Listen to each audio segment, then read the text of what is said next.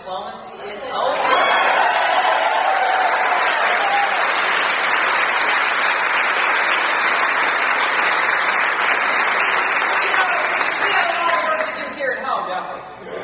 Just like all those hands going up in the air showed.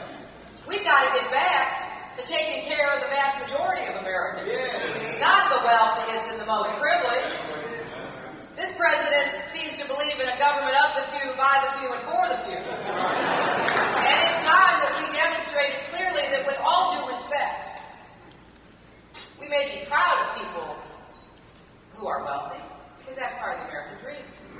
People who come from nothing, people who build a business, people who invent something.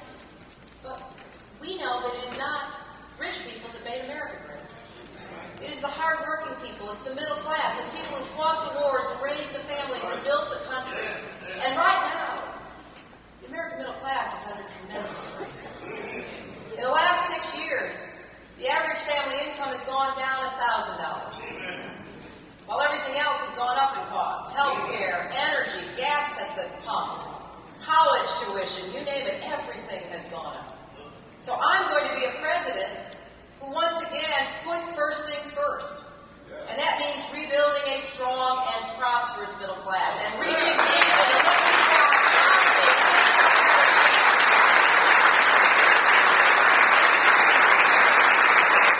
We know how to do this. It wasn't so long ago that we were doing it. During the 1990s, we had more than 22 million new jobs created. More people lifted out of poverty than at any time in American history. Because, you know, the best antidote to poverty is a good job, where people have a chance to support themselves and their children. We even had an increase in manufacturing employment. We were on the right track. We had a balanced budget and a surplus.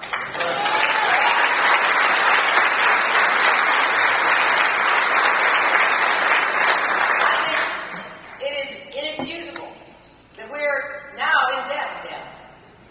When President Bush became president, we had a projected $5.6 trillion surplus. We now have a $9 trillion debt. And who do we owe all that money to? China and other countries that we've been borrowing from. And what did we borrow all this money for? Well, we borrowed it for tax cuts for the wealthiest of Americans and for the Iraq War.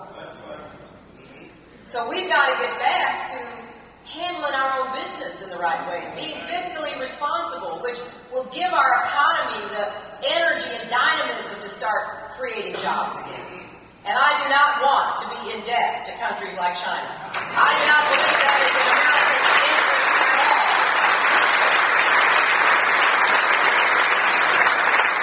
So we need to create new jobs. And I think there are lots of ways we can do this. One in particular is if we have a clean, renewable energy policy where we focus on alternatives to foreign oil and dirty, polluting, carbon-based energy, we will begin to create jobs here that cannot be outsourced. And I am convinced that we can do this in every state in America because every state has assets that we can turn to work on behalf of dealing with our energy crisis and with global warming. And coastal states like South Carolina have a lot at risk here. Because I don't know what's happening along your coastline, but I represent New York. And we've got insurance companies canceling homeowners' policies of people who live anywhere near the water. And they're basically saying, we've done long-term weather projections, and we think there are going to be increasing, intense storm action. So we're just not going to insure you, or only at a cost that most people can't afford. So it's not just about what's happening in the Arctic, it's what's happening in New York and South Carolina and Florida and places right here at home. So what I want to do is set a goal for energy independence, homegrown energy, like we did when we went to the moon. Some of us are old enough to remember the Apollo project. And I had no idea how we were going to get to the moon, but I never doubted we would once we put our minds to it. And it has had all these spin-off effects. The internet actually came out of research that was done in response to the space program. So let's do that now with energy. I want to create a strategic energy fund. Here's how I would fund it. I would take the tax subsidies away from the oil companies. They do not need your money.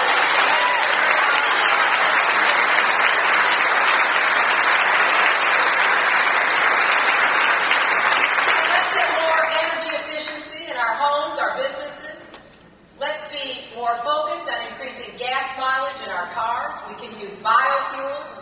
We can also have new kinds of engines. I met a man the other day who had a lithium-ion battery in his electric car. He's demonstrating it for one of the car companies. He went 1,500 miles on 10 gallons of gas. This is not science fiction. It's just that we're not organized, and we don't have the right incentives in our government, and we don't have a president who says, you know what, we're going to do this together. Well, that's what I will do. And we're also going to do health care together.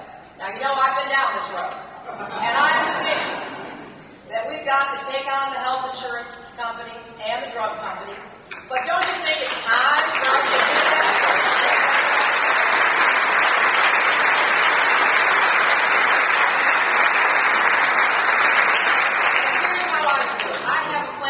American Health Choices Plan. If you have health insurance and you're happy with it, nothing changes. But if you're one of these folks who doesn't have it, or you have it but it doesn't cover your pre-existing condition, like you're diabetic and it won't pay for anything related to diabetes, or you have a heart condition that won't pay for that, and it's too expensive for what you're getting, well, we're going to open up the congressional plan to every American. Congress has a great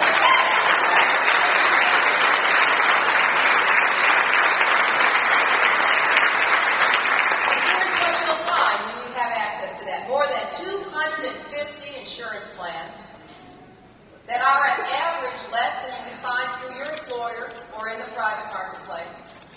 A lot of those plans include mental health, dental health, and they all emphasize prevention. Because a lot of insurance companies won't pay for prevention. It is so hard to understand, except that they make money off of it. If you're a diabetic, you should go get your feet checked every so often. You know that. Everybody knows that.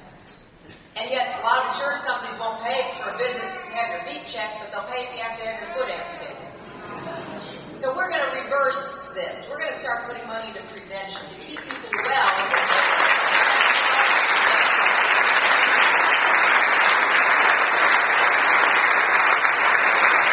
And if people can't afford it, we're going to provide health care tax credits because we want everybody to take responsibility. We want everybody in the system. And we're going to help small businesses. They're not going to be required, but if they want to provide health care, we're going to give them health care tax credits. And we're going to, once and for all, end the shame of having Americans denied health care. You know, there is no reason for us to worry about this. We can save money and do it the right way. My plan is not government run. You're going to hear all the Republicans running for president talk about that. We're going to talk about socialized medicine.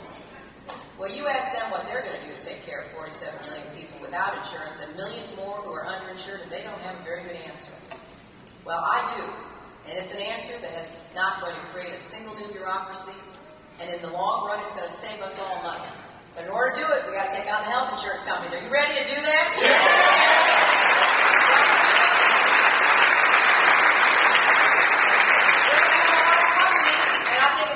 Stood on the sides of doctors and nurses and pharmacists and hospital administrators and the people who take care of us instead of the people who try to avoid taking care of us. It really should be the health non-insurance industry because they don't want to take care of anybody once you're sick. So we're going to do better, and we're going to do it together. The other thing we're going to do is have a different approach toward education. You know, education is still a passport to opportunity in America.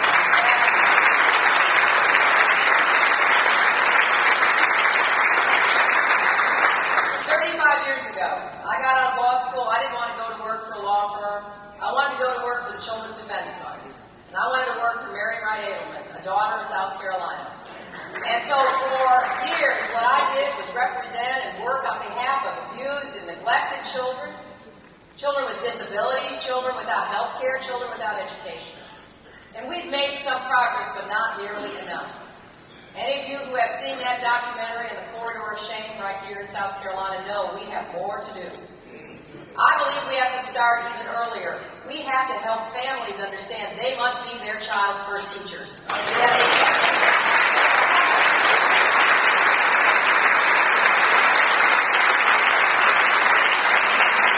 This is a good investment for America. And I want to work through our churches and other houses of worship, through not-for-profit organizations, to not only enlist nurses and social workers and teachers, but volunteers. Because if we can pair up an adult mentor with a young mother who doesn't really have anybody to turn to, doesn't have anybody to tell her how important it is to talk to her baby or read that book. I've done this work for so many years, and I've been in all kinds of settings. And I brought a program to Arkansas called the Home Instruction Program for Preschool Youngsters. Actually, I discovered it in Israel. And it was a program to help those who were migrating into Israel from places like North Africa and Ethiopia and Russia and others to know how important education was. And I began to see transformations. You know, a mother never got out of school, all of a sudden having confidence she had something to teach her child. A family that all of a sudden understood that they could shape that little mind. And as we learned more, I had the first White House conference on brain development, because when you read to a child or you talk to a baby, even though that baby can't talk back to you and may not understand all the words, you are literally creating brain connections. And you are helping that child to prepare to have a successful career in school. Then I want to have a universal pre-kindergarten program, because we do need to give kids, especially from disadvantaged homes, a chance to actually make it. Because by third grade, so many children feel that they're failures. And they begin to wonder, well, this isn't for me. And they're on their way to being a dropout, and we have a dropout every 29 seconds in America. And then I'm going to end the unfunded mandate of No Child Left Behind, which has done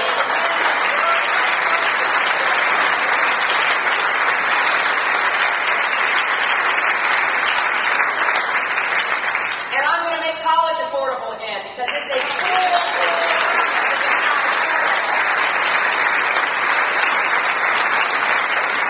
When I went to college, my late father said he'd saved enough money to pay for room, board, tuition. But if I wanted to buy a book, I had to earn the money. That was our arrangement. And so I worked all through college. I worked during the summers. I worked on holidays.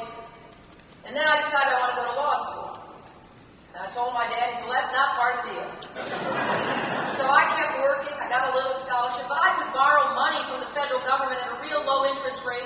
I didn't have to worry about getting ripped off by some student loan company that would raise the interest rate and didn't care about me or my family or my future. I could pay it back without really having to worry too much. And so now it's harder for a young family and for a student to afford to go to college than it was back then when I went. So here's what I want to do. Raise the Pell Grants, which has been a great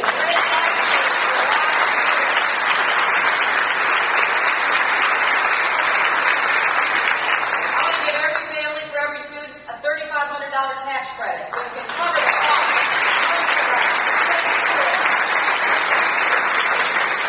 I want to give young people a chance to serve in return for going to college. Let's expand AmeriCorps, something that my husband started and has been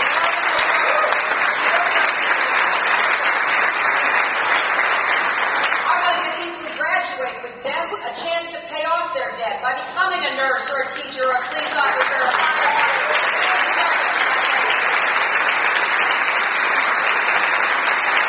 But let's not forget that most young people here in South Carolina and every state across America do not go to college and graduate. And I believe we should pay more attention to them. We are proud of people who go to college and graduate, but I'm proud of people who built this building. I'm proud of people who clean the rooms.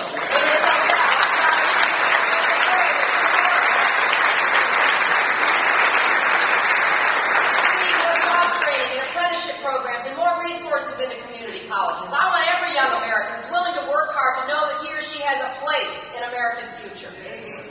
And that's going to require us to reform our government after the Bush-Cheney administration is over. We have to end the cronyism, the no-bid contracts, the corruption, the incompetence. Every one of us remember how we felt after Katrina and Rita. It could have hit here in South Carolina. You've had horrible hurricanes here. It could have hit up where I live on Long Island. In New York, it could have hurt my state, but it hit along the Gulf Coast and it devastated so many people, including some very poor people who were left out and left behind. You know, if you've been watching that on TV and you turned the sound off, you would not have believed you were watching something happening in America. People stranded on rooftops, bodies floating down the street. It was an embarrassment and a disgrace. And it should never have happened.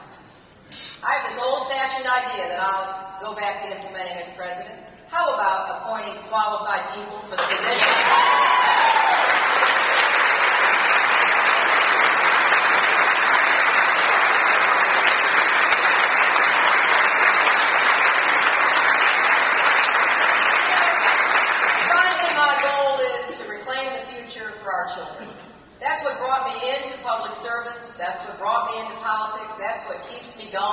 these long days as we wage this campaign. Because I think we owe it to the next generation to give them the same blessings and opportunities that we inherited. Other people fought and died for our freedom. Other people carried the burden for the civil rights revolution, the women's movement. My mother was born before women could vote. And imagine how she feels seeing me run for president in one lifetime.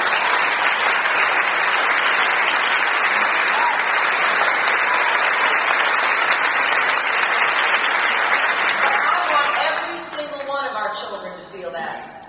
I want every little boy and every little girl to feel that they can grow up to be whatever they want to be, to fulfill their own God-given potential. And in order for that to happen, we have to keep America the land of opportunity. And we have to make sure that we provide the tools that will enable people to make the most of their own lives. When I started working for the Children's Defense Fund all those years ago, I never could have guessed we'd ever have a president who cared more about no-bid contracts for Halliburton than health care for American children. And those are not the priorities of our country. Our country is better than that. And we're going to have an election about the direction we intend to go. Now, I believe that I am the best prepared Democrat to take on this job.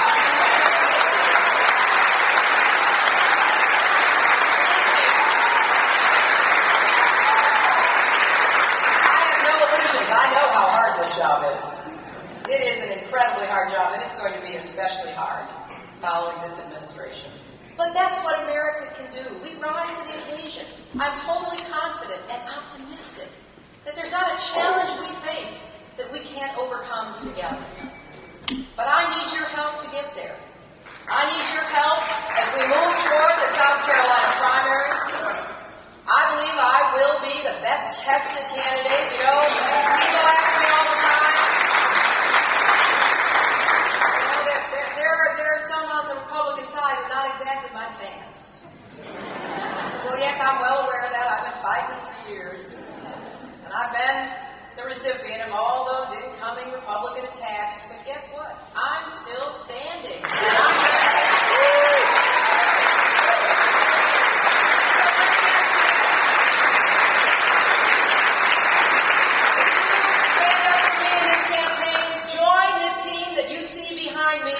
work with me to have a great turnout and a wonderful election here for this primary. I will stand up and fight for what we believe in, for our values, for what we want our country to be every day of the campaign. And when I'm in the Oval Office, I will remember what's really going on in our country. I will remember the stories of the people without health insurance or affordable child care who can't figure out why their job has been shipped overseas, leaving them high and dry. I will fight every single day as president